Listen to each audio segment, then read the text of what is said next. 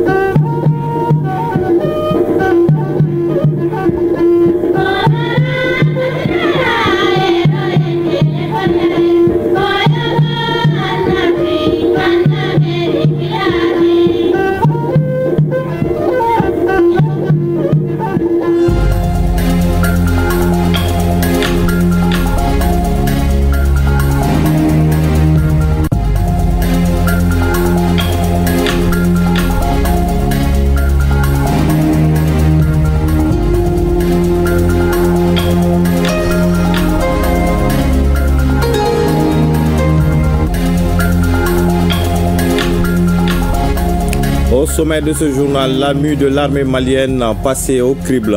En 5 ans, d'énormes réformes ont été faites afin de redonner à l'armée malienne ses lettres de noblesse, notamment l'acquisition de matériel de guerre, le recrutement et la formation. Parmi les hauts faits du quinquennat, la libération de la région de Kidal, la neutralisation de plusieurs chefs terroristes, des acquis parmi tant d'autres dont on va parler dès le début de ce journal. De Mopti ou de Koulikoro sera vainqueur de l'édition 2025 de la Supercoupe Générale d'Armée Assimi Goïta. La réponse cet après-midi à la faveur de la finale. Les deux équipes, vainqueurs de l'édition en 2022 et 2024, affichent une grande sérénité. Les enjeux de cette finale à suivre. Merci de vous informer sur ORTM 1. Bonjour et bienvenue aux informations et toutes nos excuses pour ce léger retard. L'armée malienne fait donc sa mue en 5 ans sous la conduite du général d'armée Assimi Goïta. D'énormes réformes ont été faites afin de redonner à l'armée malienne ses lettres de noblesse comme l'acquisition de matériel de guerre ou encore le recrutement et la formation. Parmi les hauts faits du quinquennat, la libération de la région de Kidal, la neutralisation de plusieurs chefs terroristes, des acquis parmi tant d'autres. Retour sur 5 ans de montée en puissance des forces de défense avec Aridou Matina.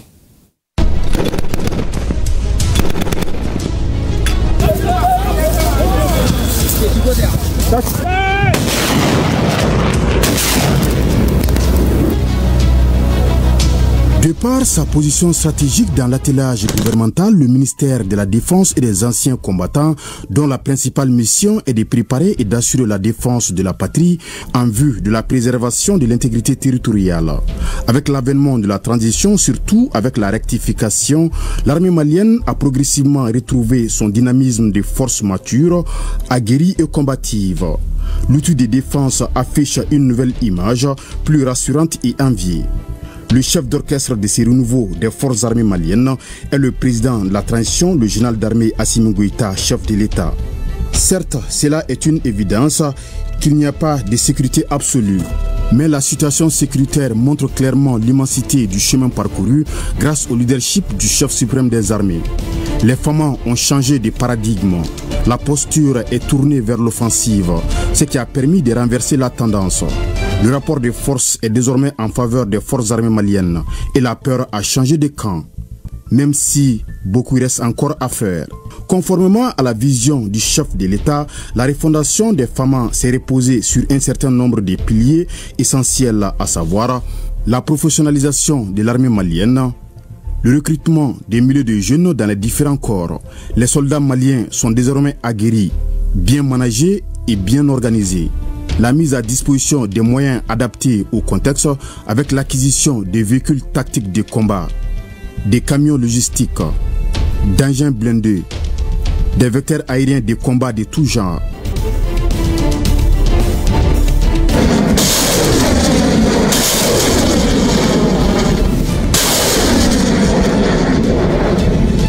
Dans les airs, tout comme au sol, les forces armées maliennes maîtrisent la situation avec brio.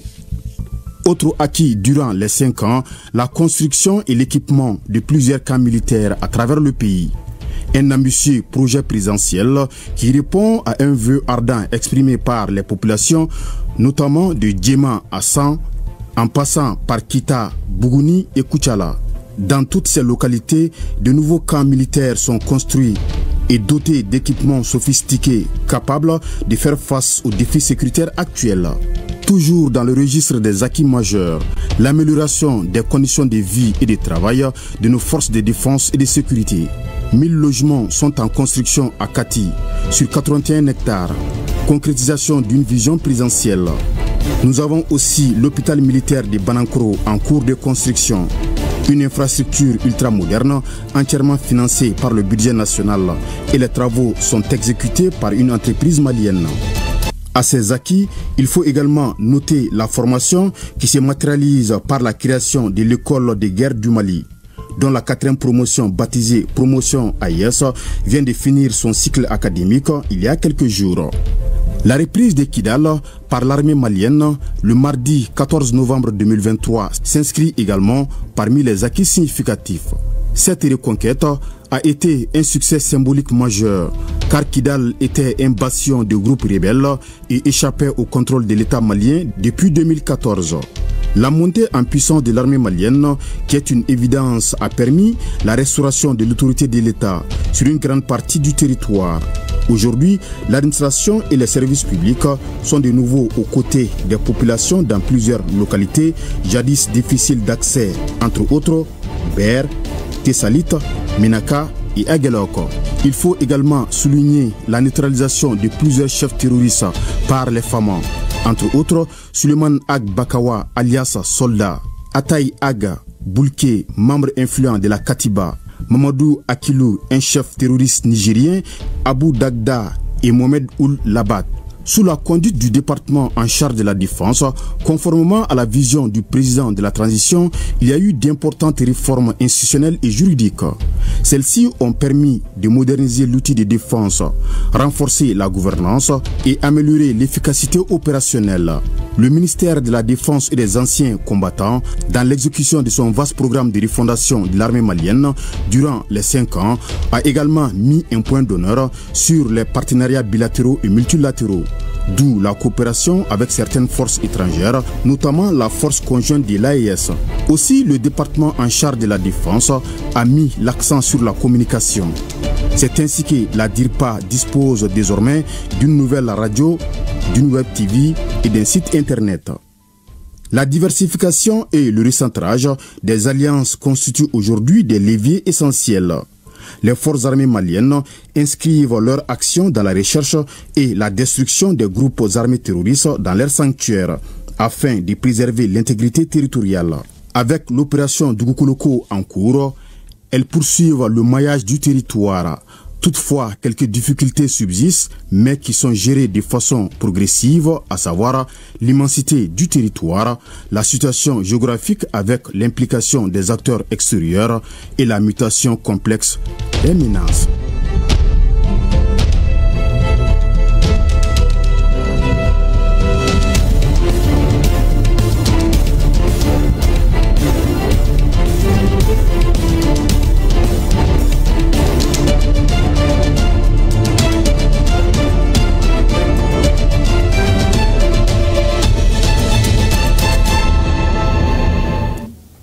Voilà le processus de montée en puissance des femmes au cours des 5 dernières années avec Aridju Matina. Sur un tout autre sujet, le projet Chilid a organisé un camp des filles au Palais des Pionniers du 2 au 4 septembre 2025 à Bamako.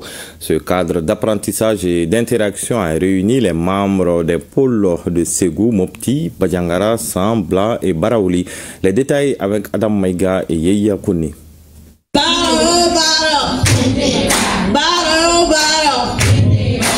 Une trentaine de jeunes filles et de jeunes femmes venues des différentes régions du Mali et du district de Bamako forment un cercle.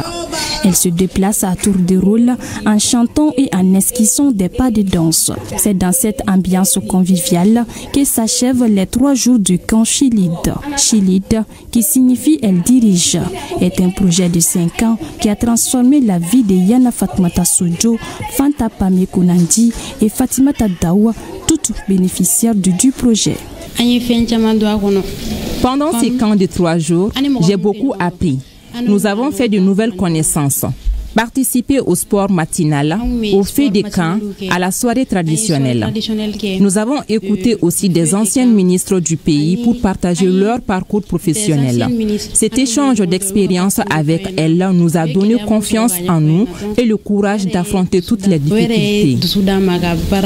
De 2021 à maintenant, j'ai eu la chance de participer à plusieurs formations du projet Chilid. J'ai été gouverneur d'une journée de la région de Ségou. Donc je peux dire aussi que j'ai osé entreprendre. J'ai ouvert mon alimentation. Grâce au projet, je prends des initiatives dans le cadre de l'autonomisation des filles, montrer des exemples à d'autres filles et aussi faire grandir le leadership. Au-delà de l'impact positif sur ces jeunes filles et femmes, le projet Chilid a permis la signature de plusieurs conventions, dont l'abandon du mariage des enfants et l'évaluation de l'état des lieux de la loi 052. Le projet est un projet quinquennal qui est mis en œuvre au Mali par 3 grands consortiums, dont Terre des Hommes, Plan International Mali et Femnet. Notre objectif était surtout d'accroître le leadership féminin en termes de réalisation. Plus de 11 villages qui ont déjà signé cette convention d'abandon de mariage. Et en plus de ça, elles ont mené des initiatives qui parlent de leadership. Le projet Chilid a dû faire face à de nombreuses contraintes pour atteindre ces résultats quinquennaux. Déjà, les thématiques qu'aborde le projet sont des thématiques sensibles au Mali. Quand on parle d'excision, quand on parle de mariage d'enfants, donc il y a certainement des défis qu'on a eu, surtout au niveau des communautés, le fait juste de prendre la parole pour aborder ces questions. À l'heure où les rideaux se renferment terme sur 5 années d'engagement, l'héritage des Chilides continue de tracer la voie. C'est celle des Mali où chaque fille peut rêver de décider et de diriger. Le programme d'appui à l'inclusion scolaire PAIS, qui pendant 7 ans a contribué à l'amélioration de la qualité de l'éducation dans 6 000 écoles du Mali pour un objectif de 50 000 élèves bénéficiaires, vient de prendre fin. Le point de la cérémonie de clôture avec Youssouf Diakiti.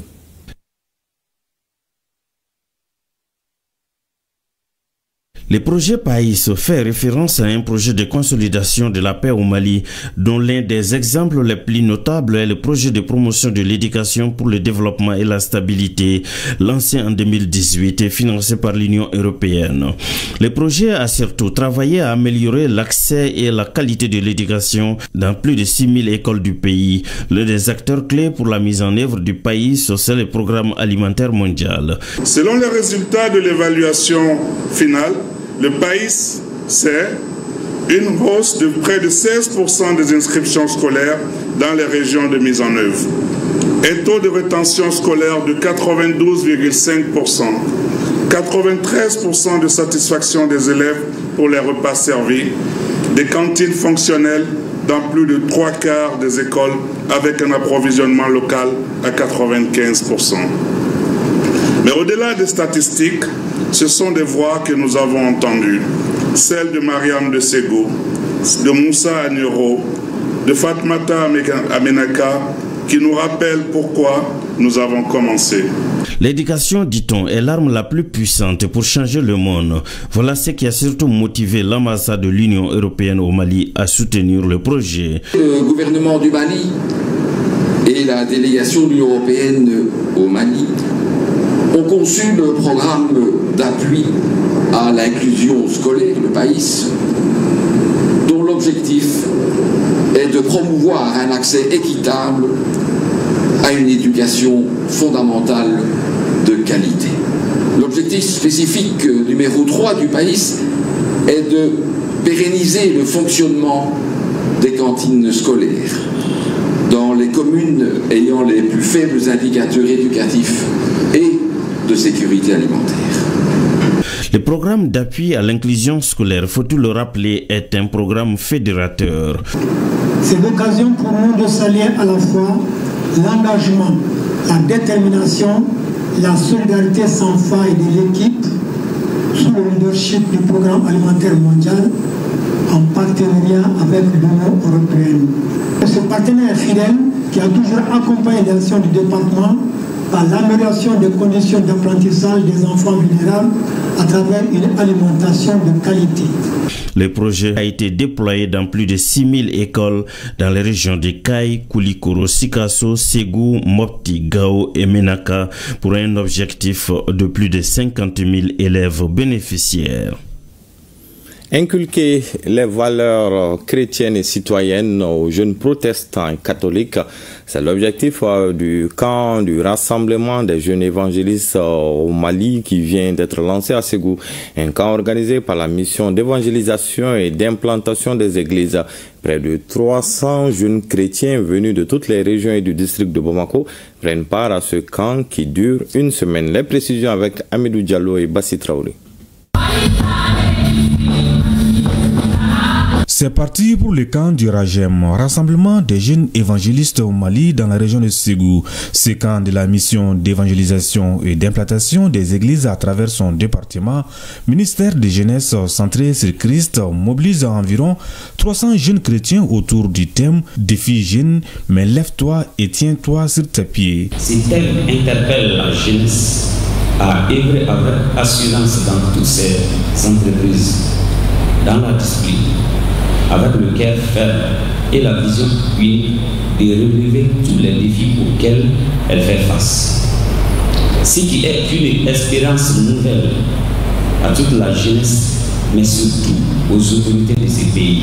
Ce camp, troisième du genre au Mali, permet à ces jeunes venus de toutes les régions et du district de Bamako d'être des modèles en Christ et des citoyens engagés. Par rapport à ce camp, tout d'abord, nous allons nous centrer sur la parole de Dieu. Parce que nous comprenons que la parole de Dieu, elle est très importante et la Bible nous enseigne qu'elle est la base de toutes choses. Après tout cela, après qu'on ait réellement réglé le côté spirituel, c'est-à-dire que ce qui engage Dieu, après avoir réellement résolu à ce niveau, nous allons maintenant toucher l'entrepreneuriat, entre autres, ce que nous avons par rapport à ce camp. Chers campeurs, durant ces jours de formation, soyez assidus, soyez obéissants, soyez attentifs. Chaque enseignement reçu est une arme pour vos combats futurs, une clé pour ouvrir les portes de votre destinée. Des prières et des bénédictions sont également au menu de ce camp Rajem qui dure une semaine.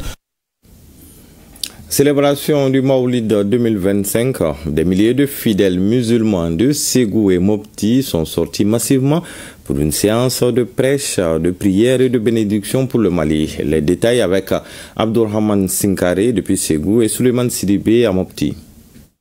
Sous une fine pluie, avec un temps clément, la grande mosquée communément appelée Kadhafi Misri célèbre la naissance du prophète Mohammed, paix et salut sur lui.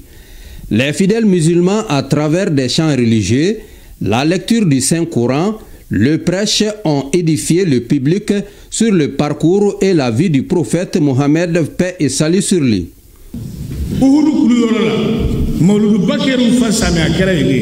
Le premier Maouloud a été célébré près de la colline communément appelée Oudouklu. Le but principal était de véhiculer le message du prophète Mohammed, paix et salut sur lui, pour la paix et la cohésion sociale.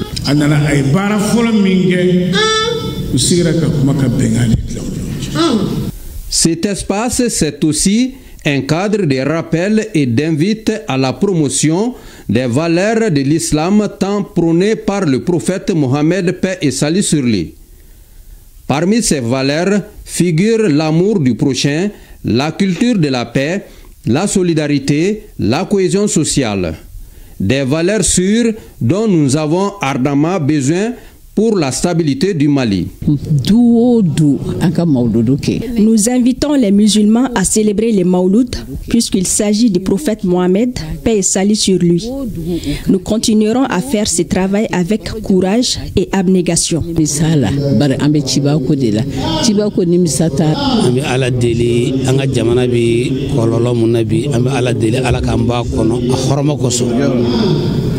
Nous saluons les autorités de la transition et souhaitons que Dieu facilite tout ce qu'elles entreprennent pour le bonheur de ce pays. Des bénédictions pour un Mali uni et apaisé marquent la fin de cette cérémonie de célébration du Maouloud 2025 à Ségou.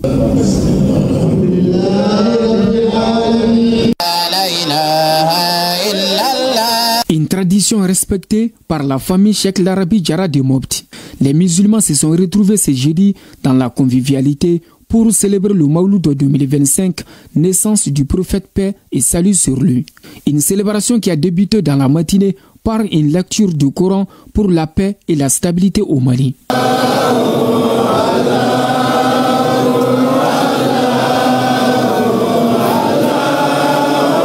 Le soir, les fidèles musulmans se sont retrouvés pour le prêche, un véritable moment de communion. On a préféré vraiment d'être là et le monde nous a accompagnés. Le cheikh, qui est le calife de Cheikh Mohamed Larabi, quand on termine cette Maouloud-là, lui commence lecture du Coran et le Dalaïlou et Salat al-Fatih toute l'année, plusieurs fois, des millions de fois, pour faire le doua à la prochaine Maouloud. On veut le bonheur pour tout le monde. On veut que Dieu nous éloigne de toute la situation qu'on est en train de vivre aujourd'hui. Que Dieu protège les gens qui sont en train de nous garder aujourd'hui. Ça, c'est les militaires. Que Dieu protège aussi le chef qui est en train de garder le Mali aujourd'hui? Le Mawlud, c'est pratiquement tous les jours.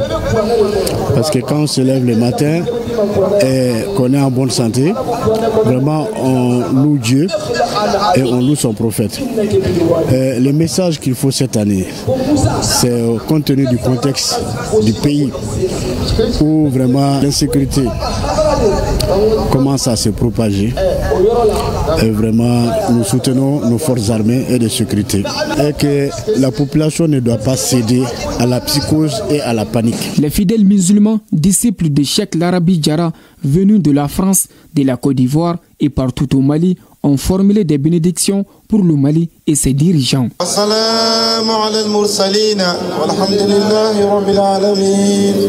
Sport, football, éliminatoire Coupe du Monde 2026. Les Aigles du Mali après l'étape marocaine soldée par une brillante victoire sur les Comores ont mis le cap sur le Ghana où ils défieront lundi les Black Stars au compte de la 8e journée. Et c'est par un vol spécial affrété par l'État malien que les Aigles sont arrivés tard dans la nuit de samedi à dimanche à Accra. Le point de cette arrivée des Aigles du Mali dans la capitale ghanéenne avec nos envoyés spéciaux Aridou Matina et Sambou Diakiti.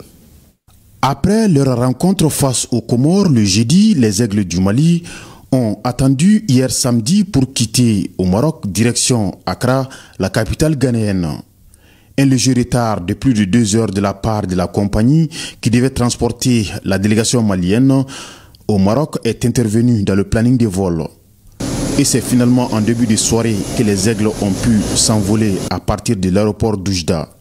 C'est là à travers un vol spécial affrété par l'État malien pour permettre à l'équipe de voyager dans les meilleures conditions pour le Ghana en vue de préparer sereinement la rencontre cruciale Ghana-Mali prévue ce lundi au compte de la 8e journée des éliminatoires de la Coupe du Monde 2026 dans le groupe I.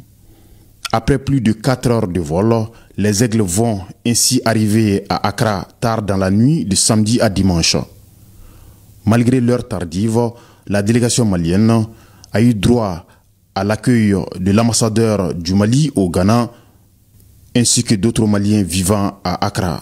Et juste après, la délégation a pris la route, direction l'hôtel, son lieu d'hébergement.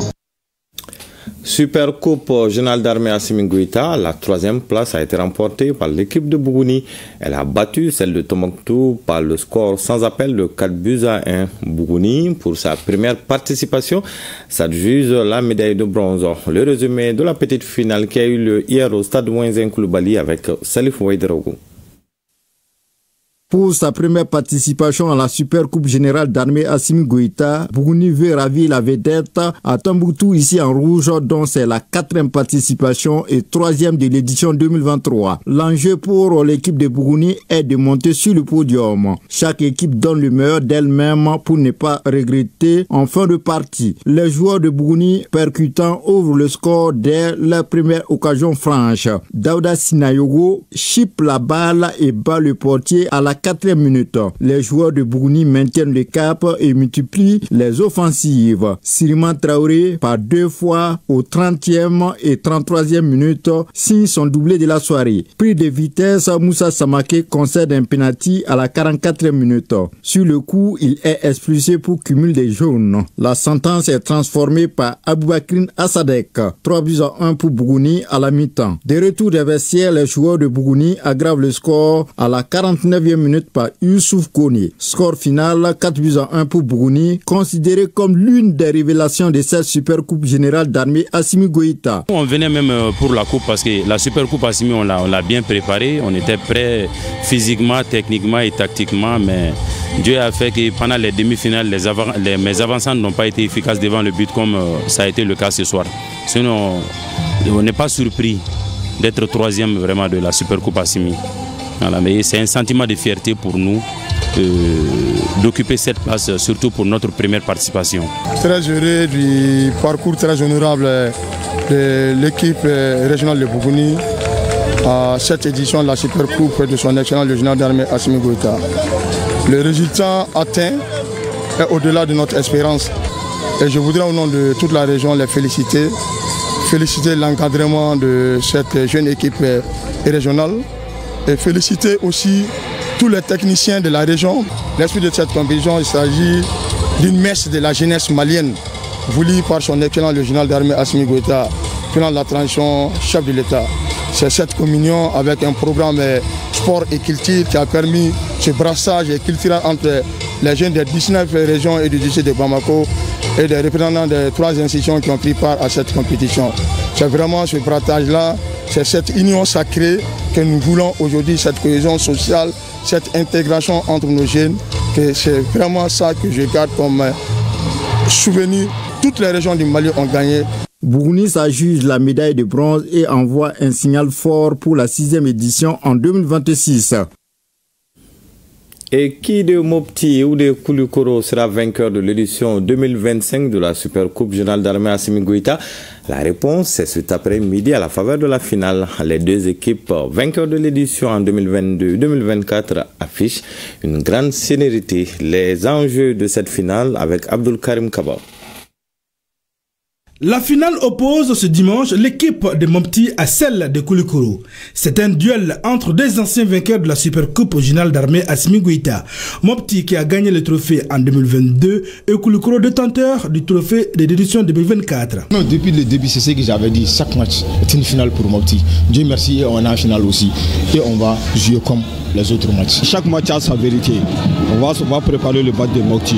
Une finale, ça ne se joue pas, ça se gagne. Si Mopti avec 9 buts marqués contre 3 encaissés se basera sur la technicité, Koulikoro avec 11 buts inscrits contre 3 comptera sur ses supporters. On est venu avec la coupe, notre grand souhait c'est de retourner avec la coupe. Les Koulikoro ils sont là, tout le monde est là, donc on compte sur tout le monde. Donc Mopti c'est une ville de football. On espère d'être comme en 2022, comme notre grand frère l'avait fait, Bayon Djenepo.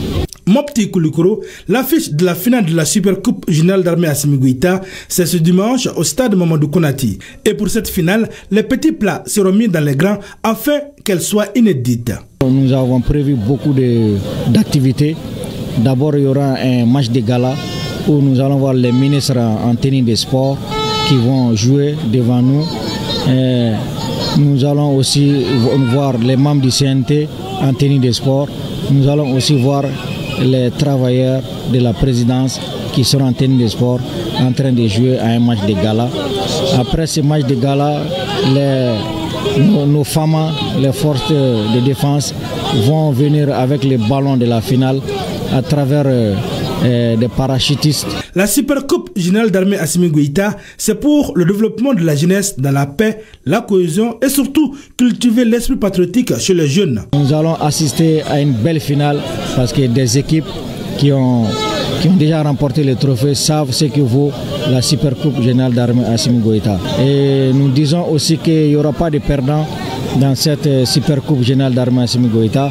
C'est toute la jeunesse malienne qui va gagner et qui va en tirer profit. En initiant la Supercoupe Générale d'Armée Assimi Goïta, nous avons voulu que ça soit une fête populaire et je pense que le public sportif s'en est approprié.